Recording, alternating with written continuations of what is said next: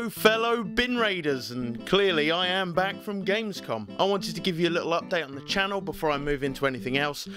There will be new content coming soon. It's taking a bit of a while. There have been some problems. I've been sick quite recently for a few months. I've got a new job which is keeping me busy, but I will be bringing out new content soon. I've got some Q reviews planned that I've scripted. I've got a new indie bin episode coming very soon. I just need to finish the recording of it. So things are coming, and thank you for your patience. Moving on to Gamescom, and Gamescom was incredible. If you haven't been to a convention yourself, I would recommend it to anyone. There was loads of people there, loads of devs, loads of games to play, there was indie developers to talk to. It was absolutely amazing, and thanks to everyone who made my weekend just that little bit more awesome. So obviously bought myself some stuff here, so let's see what we've got. There's this guy. We've got this guy.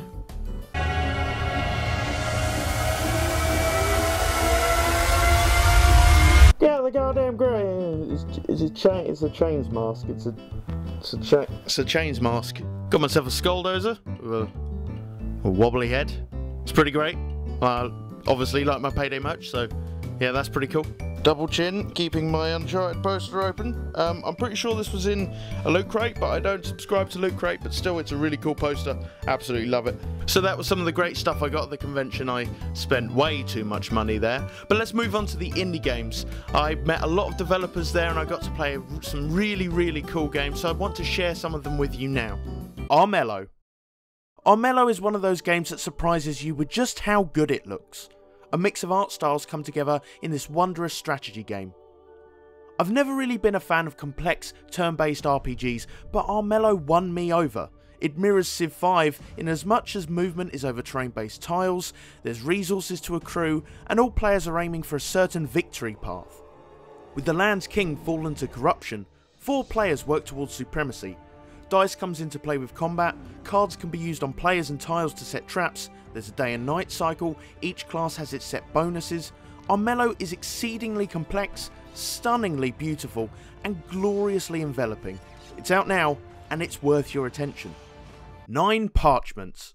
Frozen Byte, makers of Trine, carry quite the pedigree, and they're showing just how versatile a studio they are, first dominating the co-op platforming, now exploring the idea of a top-down co-op action-adventure, or a blast-em-up as they call it. Reminds me of Magicka without the mixing elemental casting. Unfortunately, I wasn't able to try the game for myself with the long queue and the high demand, which says a lot about the game itself. It looks really frantic, almost difficult, as if you really need to work together to take on the legions of enemies you're faced with. It's a brilliant title. Have faith in Frozen Byte, they are sure to deliver. Dungeons of Resrog. This intriguing little title was on a side booth, but it caught my eye immediately with the charming art style, giving it an almost comedic look. Soaphog, the developers, have created a roguelike dungeon crawler wearing the aesthetic guise of a tabletop RPG, with cardboard balls simulating a dungeon and characters moving as if pieces on a board. I've heard from the developers that multiplayer is a point of contention and perhaps a possibility, but they gave me no definitive answer.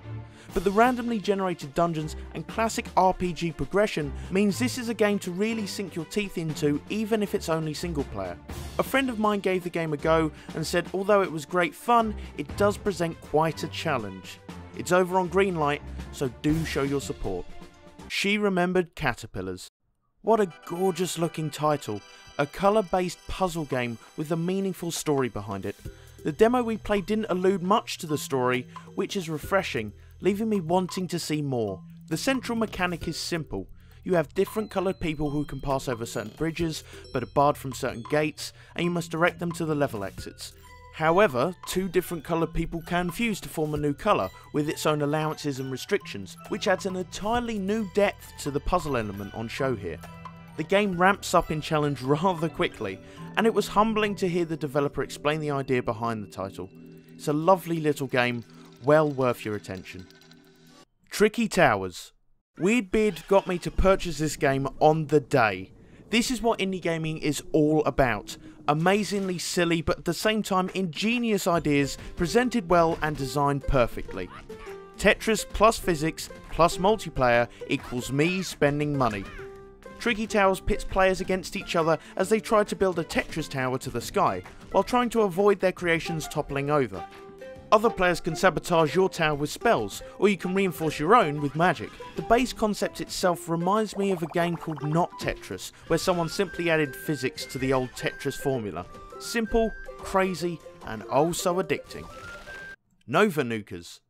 Unfortunately, the booth was very busy, so I didn't get to play the game, but it looks like a sort of arena fighter.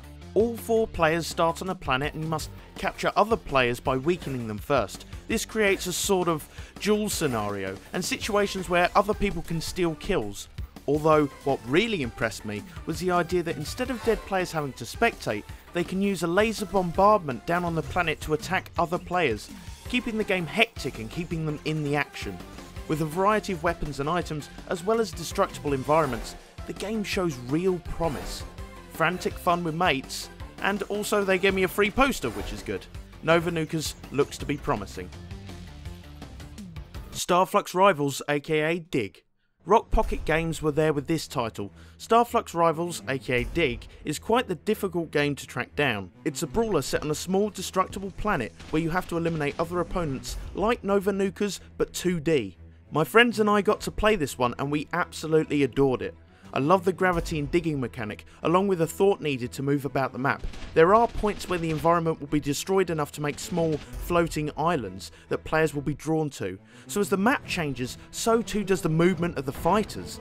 A small point we did notice is that when 2 surviving players are on the other side of the map, the camera zooms out a bit and everything gets small and undetailed, but it wasn't that much of a problem.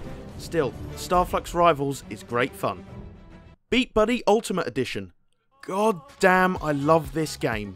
Rayman Origins-esque style with a wicked musical backing makes for a great platformer. I absolutely adore these games. Glad the booth was there. I got to try out the game on PS4 and it is absolutely gorgeous and it ran beautifully. Not to mention on the side there was a Kinect style game, Beat Buddy on Tour. If the idea of a funky, beat-synced, stylised platformer sounds like your thing, look no further than Beat Buddy. It's been around for a long time, but you need to check it out. Absolutely great game. Airships Conquer the Skies. I was drawn to this game as soon as we got to the indie area. It was familiar and that's because I had it on my wishlist for a while, and the game is currently in early access. Airships is about creating your own ship and going to war, simple as that. The design and the layout of said ship is crucial to your survival as you battle other players. Steampunk pixel graphics and the promise of a greater scope of multiplayer, this is seriously worth a look. Still in early access, the build we played was very solid. Great game, check it out. Submerged. The RTS with the time limit. Think Pikmin. People call it a MOBA, but I'd say it has more of a MOBA feel than being confined to the formula of League of Legends or Smite. But it is glorious in its design and its execution. You have a base and units and you need to collect resources. Fighting deadly underwater creatures and traps, you must venture out against other players. No camping, you will run out of oxygen if you do, which you gain from attacking other players and finding it in the environment. It's a brilliant idea and absolute tons of fun. A friend of mine who has helped the channel before, Defender, managed to win the Submerged tournament at Gamescom and showed me the ropes. This game was seriously addicting. Drop in and play design, a survival element, not to mention up to 16 players fighting for map control, this one can get very hectic. The game has thankfully already been greenlit, so expect it in 2017. So those are the games I got to see at Gamescom. I did miss a few because 2 days was just not enough. But if you enjoyed any of the games and any of them looked intriguing to you, all of the links to them will be in the description down below. Please go and check them out and support the developers. They were absolutely diamond at the convention. Thank you guys, it was awesome. Thanks so much for watching guys, and it would really help me if you left a like if you enjoyed the video. Comment down below on the games I talked about. Maybe you're excited, which one are you excited for, what do you want to see from that game? But that's all for now, Bin Raiders. Keep bin raiding, and I'll see you next time.